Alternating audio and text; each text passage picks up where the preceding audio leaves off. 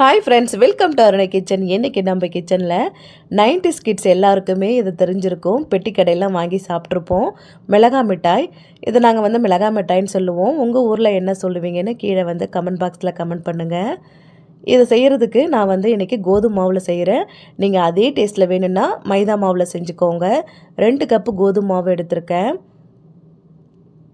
கொஞ்சமாக உப்பு சேர்த்துக்கலாம். உப்பு சேர்த்துட்டு சன்ஃப்ளவர் ஆயில் ஒரு 2 டேபிள் ஸ்பூன் சேர்த்துருக்கேன். சேர்த்துட்டு நல்லா கலந்து விட்டுக்கோங்க. மாவை நல்லா கலந்துட்டு இப்படி நீங்கள் மாவு வந்து பிடிச்சு பார்த்தீங்கன்னா பிடிக்க வரணும். அந்த அளவுக்கு இருந்ததுன்னா உங்களுக்கு வந்து பொரிச்சு எடுக்கக்குள்ள நல்லா கிறிஸ்பியாக இருக்கும். பிடிக்க வரலைன்னா இன்னும் கொஞ்சம் வந்து எண்ணெய், இன்னும் ஒரு டேபிள் ஸ்பூன் எண்ணெய் சேர்த்துட்டு நல்லா வந்து பிசைஞ்சு எடுத்துக்கோங்க. இப்போ நான் பிடிச்சு பார்க்குறேன், பிடிக்க வரல, உடையுது பாருங்கள். திரும்பவும் ஒரு டேபிள் ஸ்பூன் எண்ணெய் சேர்த்துட்டு நல்லா வந்து கலந்துட்டு உங்களுக்கு திரும்பவும் பிடிச்சு காமிக்கிறேன்.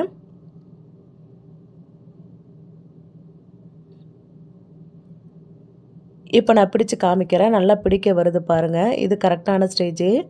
இப்போ இதில் கொஞ்சம் கொஞ்சமாக தண்ணி சேர்த்து மாவு வந்து ரொம்ப டைட்டாக இல்லாமல் ஓரளவு கொஞ்சம் லூஸாகவே பிசைஞ்சு எடுத்துக்கோங்க.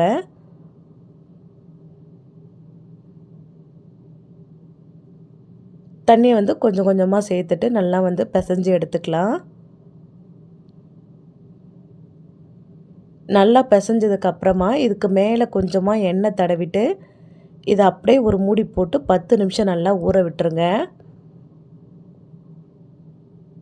ஊறினதுக்கப்புறமா எடுத்து சின்ன சின்ன உருண்டையாக நல்லா வந்து உருட்டி எடுத்துக்கலாம். அதாவது அந்த மிளகாய் ஷேப்பில் உருட்டி எடுத்துக்கலாம். இதுக்கு மேலே கொஞ்சமாக எண்ணெய் தடவிட்டு நான் அப்படியே வந்து ஒரு 10 நிமிஷம் மூடி போட்டு ஊற விட்டுக்கிறேன்.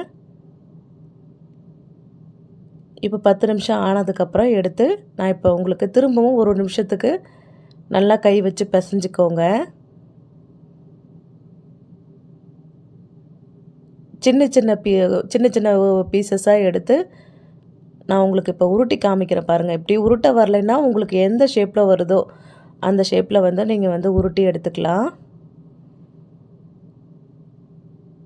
நீங்கள் நல்லா நீட்டாகவும் தேய்ச்சிக்கலாம். இல்லை இந்த சிலிண்டர்கள் ஷேப்புன்னு சொல்லுவாங்க, அந்த ஷேப்பில் தான் வந்து இது இருக்கும். இந்த மிளகாய் மிட்டாய் பார்க்குறதுக்கு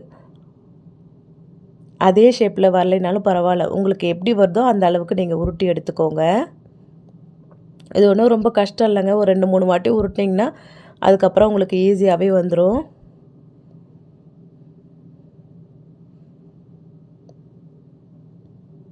நான் உருட்டி காமிக்கிறேன் பாருங்கள். அவ்வளோதான், ரொம்ப சிம்பிள் தான். ஒரு 2-3 வாட்டி உருட்டிங்கன்னா அதுக்கப்புறம் உங்களுக்கு ஈஸியாக வந்துடும்.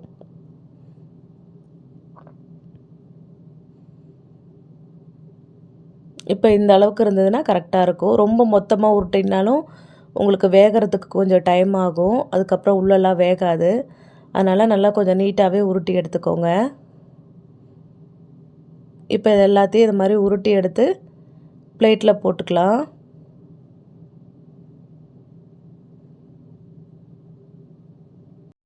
வாணலில் எண்ணெயை ஊற்றி காய வச்சுருக்கேன். இப்போ இது எல்லாத்தையும் நான் உருட்டி எடுத்துட்டேன். எண்ணெய் நல்லா காஞ்சதுக்கப்புறமா இதை ஒன்று ஒன்றா போட்டுக்கலாம். போட்டுட்டு அடுப்பை வந்து சிம் பண்ணிக்கோங்க. சிம்மில் வச்சு தான் இதை வந்து செய்யணும். நீங்கள் ஹையில் வச்சிங்கன்னா உள்ளே வந்து வேகாது. நல்லா காஞ்சதுக்கப்புறமா அடுப்பை வந்து சிம் பண்ணிவிட்டு நல்லா இப்படி கலந்து விட்டுக்கோங்க.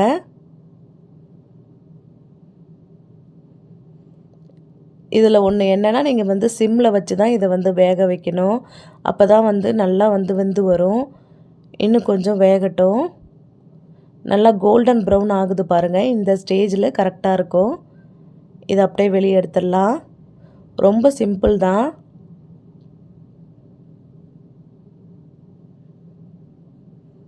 நல்லா ப்ரௌனாக வந்துருச்சு பாருங்கள். இதை அப்படியே நான் எடுத்து ஒரு பிளேட்டில் மாற்றிக்கிறேன்.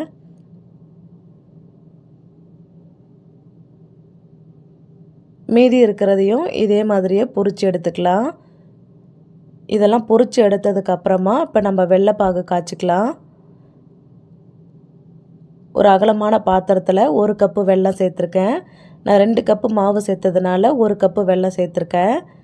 1 கப்பு வெல்லத்துக்கு 1/2 கப்பு தண்ணி சேர்த்துட்டு நல்லா வந்து ஃபஸ்ட்டு கரையட்டும். கரைஞ்சதுக்கப்புறமா அதில் கல் மண்ணெலாம் இருக்கும் இல்லையா, அதனால் வடிகட்டி வச்சு வடிகட்டிட்டு திரும்பவும் அந்த வெல்லப்பாகை அதே பாத்திரத்தில் ஊற்றி நல்லா வந்து கொதிக்க விடணும்.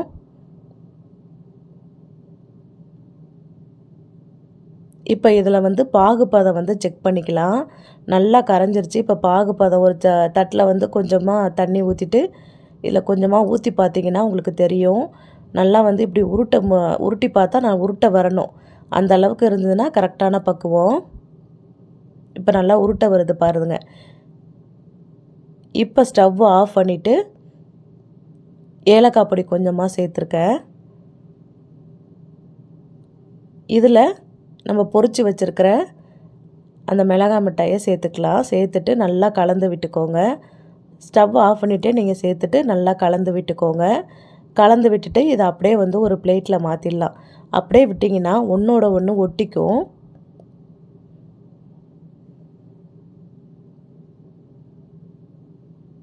அதனால் இதை அப்படியே ஒரு பிளேட்டில் மாற்றிட்டு கொஞ்சம் வந்து சூடு ஆறுனதுக்கப்புறமா லேசாக சூடு இருக்கக்குள்ளேயே கை வச்சு நீங்கள் அப்படியே ஒன்று ஒன்றா பிரித்து விட்டுருங்க. பிரிச்சுட்டு அதை தட்டில் போட்டு நல்லா ஆறுனதுக்கப்புறமா அதுக்கப்புறம் வந்து நல்லா ஒன்றோட ஒன்று ஒட்டாது. ஆறிடுச்சுன்னா ஒட்டாது. அதனால் வந்து கொஞ்சம் சூடாக இருக்கக்குள்ளே கையில் கொஞ்சமாக வந்து நெய் சேர்த்துக்கிறேன். நெய் வந்து கையில் தடவிட்டு இதை ஒன்று ஒன்றா வந்து இருக்கிறத நல்லா ஒட்டிகிட்டு இருக்குல்ல, அதை வந்து அப்படியே பிரித்து விட்டுக்கலாம். இப்போ சூடாக இருக்கக்குள்ளேயே பிரித்து விட்டுடணும். ஆறுனா வந்து அது அப்படியே ஒன்றோட ஒன்று ஒட்டிக்கும். இதை இன்னும் ஒரு பிளேட்டில் அப்படியே ஒன்று ஒன்றா பிரித்து போட்டுட்டிங்கன்னா நல்லா ஆறுனதுக்கப்புறம் ஒரு ஏர்டைட் கண்டெய்னரில் போட்டு நல்லா ஸ்டோர் பண்ணி வச்சுட்டிங்கன்னா வீணாகவே போகாது. ரொம்பவே சூப்பராக இருக்கும். குழந்தைங்களுக்கு நீங்கள் வந்து ஸ்நாக்ஸ் பாக்ஸில் இதை வச்சு கொடுக்கலாம். ரொம்ப டேஸ்ட்டாக இருக்கும். நல்லா வந்து வெளியில் நல்லா வந்து ஸ்வீட்டாக சூப்பராக இருக்கும். கண்டிப்பாக வந்து ட்ரை பண்ணி பாருங்கள். இதை சாப்பிட்டா கண்டிப்பாக உங்களுக்கு உங்கள் சின்ன வயசு ஞாபகம் கண்டிப்பாக வரும். நல்லா இப்போ ஆறுனதுக்கப்புறம் பாருங்கள், இது ஒன்றோட ஒன்று ஒட்டாது. அந்த சூடாக இருக்கக்குள்ளே நம்ம பிரித்து விட்டுட்டோம்னா ஆறுனதுக்கப்புறம் ஒன்றோட ஒன்று ஒட்டாமல் சூப்பராக இருக்கும். இது அப்படியே நான் ஒரு டப்பாவில் போட்டு ஸ்டோர் பண்ணி வச்சிடுறேன். ரொம்பவே சூப்பராக இருக்கும். கண்டிப்பாக வந்து ட்ரை பண்ணி பாருங்கள். ரொம்ப சிம்பிள் தான். இந்த மிளகாய் மிட்டாய் ரெசிபி உங்களுக்கு பிடிச்சிருந்துன்னா லைக் பண்ணுங்கள், ஷேர் பண்ணுங்கள். மறக்காமல் அருணை கிச்சனுக்கு சப்ஸ்கிரைப் பண்ணிவிடுங்க. Thank you friends.